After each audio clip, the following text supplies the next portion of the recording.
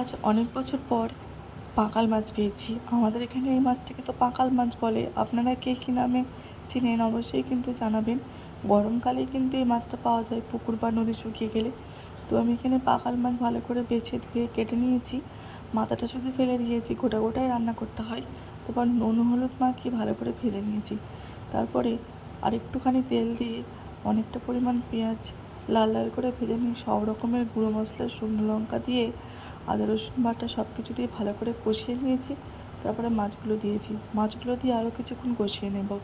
তারপরে অনেকটা পরিমাণ জল দিতে হবে, কারণ এই মাছটা সিদ্ধ হতে বেশি সময় লাগে, একটু শক্ত। ব্যাস এরকম গা মাখা করে নামিয়ে নিলেই দারুণ কিন্তু খেতে লাগে গরম ভাতের সাথে, অসাধারণের স্বাদ। আর এই মাছটা আমাদের শরীরের জন্য খুবই উপকারী।